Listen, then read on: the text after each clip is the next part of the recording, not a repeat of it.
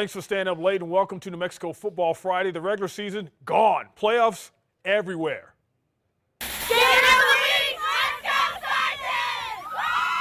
Yeah, we'll see how the Sergeants and Tigers match up in our first Class 5A game of the week this year. Jared Chester will have that later in the show. But first, what is on the show? Storm Talk. Heath Ridenauer brought a couple of his fellas down here to talk about that perfect storm they've been creating all season. Spirit Stick, of course, that's every week. 8-man semis, they're getting down to the nitty-gritty. And Manzano v. Sandia, the remix. Class 6A round 1 first meeting went to Manzano against Sandia. The loser tonight is done. Let's go to those highlights. How about piping out of the tunnel? Manzano all in their purple and with the flag and with the ball early after a Matador field goal. And that's Jordan Bird on the sweep, and he can fly. Sophomore turns on the Jets, leaves everyone behind, makes it a 7-3 lead for the home team. Sandia didn't like that. They got the ball. Sandia trying to do something with it. Give you the QB perspective on this play. Fuzzy and on point, Jacob Archibald delivers the strike while taking a lick. Jimmy Gallegos on the other end, making him look good with the run after the catch. 10-7 Matadors. Manzano on the move now. Their offense starts clicking. QB scramble. 4th and 13, Matador territory. Not a whole lot of plays for that situation. Next play, and the sweep to the far side goes this time to the change-up runner, and that's Andrew Erickson. Manzano would grab the lead and never look back, adding this 4th and 1 dive in touchdown after a Matador 3-and-out. And then continues to play hard throughout.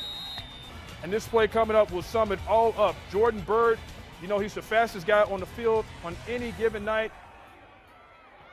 Jordan Bird would later get the ball, and Jordan Bird would take it to the house on the sweep. Manzano goes on to win this one after the Jordan Bird play. Now check it out. Look how fast he is. Jordan Bird not to be denied. Jordan Bird faking people out, going all the way the distance for the touchdown. 41-13, Manzano gets the victory. I'm excited for our kids. I'm excited that, you know, they've believed in what we've been telling them, and they just keep focusing on the process, and we just keep getting better. And that's all I've asked these kids to do since the start. So, you know, we have come full circle. We're going to go out and see Cleveland, and that's going to be one heck of a challenge for us, you know, but all we can do is go out and play and see what happens. All right, not only did Manzano win on the field, they won online this week, and you know what that means. They are the winners of the Spirit Stick.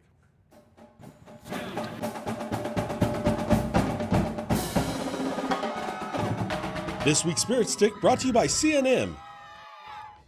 All right, look at those numbers. The Monarchs doing business. St. Pius gave it a good fight, but in the end it was Manzano getting it. Los Lunas chiming in, and Sandia rounding out the top of the pole, the bottom of the pole, that is.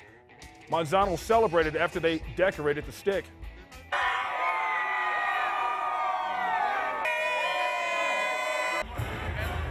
All right, not everyone played today. Class 6A playoffs teams on byes. We got a list here, starting with the number 1 seed, the Cleveland Storm, El Dorado, Rio Rancho, and Clovis.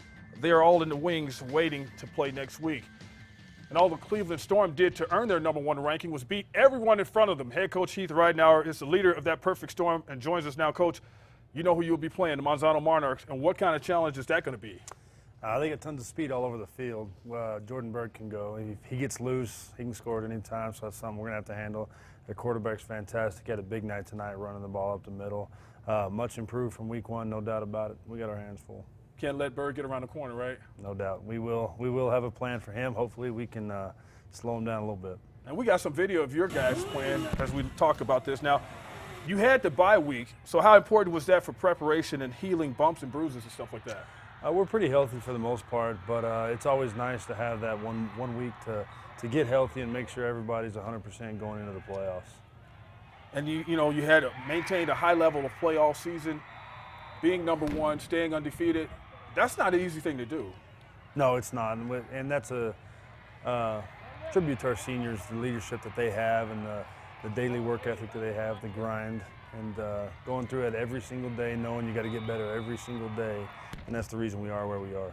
And talking about some of your players, you'll lose some of them next season, and one in particular, this big guy, Henry Haddis, the lineman, offensive line and defensive lineman who's bound for Stanford. What is the early forecast for what you have coming back? Henry's a big old boy, you know. he can move people from point A to point B, as he likes to say, and he does big things for us both on offense and defense, and we're blessed to have him. All right, let's talk about some of those other players now. To step aside and let Jared Chester do that, Coach Ridenour didn't come empty-handed. He brought a couple of his stars from the team.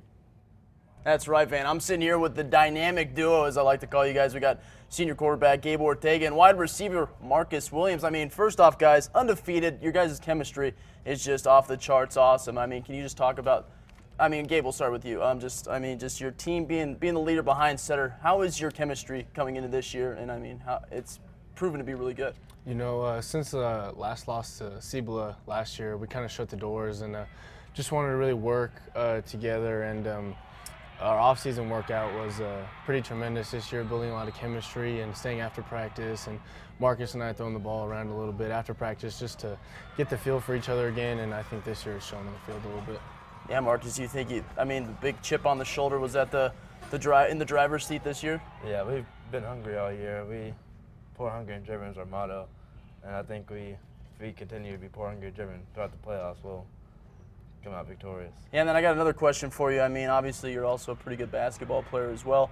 I mean, are you gonna what are you looking to take more serious moving on to the next level, basketball or football? I don't really know. I like both of them. It's just equal now. Yeah, very cool. And what about you, Gabe? I mean, what's the outlook coming on going into the collegiate career? Any looks yet? You know, I'm not sure yet. I do have the offer from New Mexico, but I'm still talking with the parents, still trying to decide where's a good place for me to land after. So right now I'm just focused on these playoffs, Friday nights instead of Saturday. Yeah, definitely. I mean, you guys are very composed, always have been. Is anything changing coming in the playoffs? I mean, how hungry are you guys? You said you're hungry, but what can we expect from you guys in the playoffs? We're just going to try to do our thing. Same thing we're doing all year. Like you said, poor, hungry, and driven is our motto, and we're not going to overlook any opponents because we learned our lesson last year. So we're just going to keep doing what we do and see how far that takes us. All right, thanks, guys. Thanks for joining us. And, Van, back to you. All right. The winner gets Clovis in the quarterfinals as a victory prize 5-seed Mayfield Trojans, opening up the Field of Dreams in Las Cruces for a 12-seed Atrisco Heritage tonight. Trojans coming out onto the field, and they come out fired up. Mayfield quarterback Torrey Ackland decides he's going to keep the football. 15 yards later, he's into the end zone, put Mayfield up 7-0. Mayfield cheerleaders knew it was going to be a long night for the visitors, as the score is going to get crazy after another Mayfield touchdown, and they just kept rolling. Isaac Vance, this time with the honors, jumping over the crowd and landing on his feet. Mayfield wins this one in a blowout, 72-22, so they get Clovis next. All right, tomorrow, Cibola will play at Las Cruces. The winner of that matchup will get Rio Rancho in the quarters.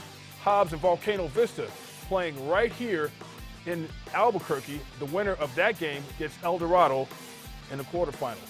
We need to take a break. More Football Friday is on the way. The Capital Jaguars fight for survival in the UFO city against a traditional powerhouse. And Game of the Week put Tigers and Spartans on the field. That when we come back. First, check out our cheerleaders of the week. Here we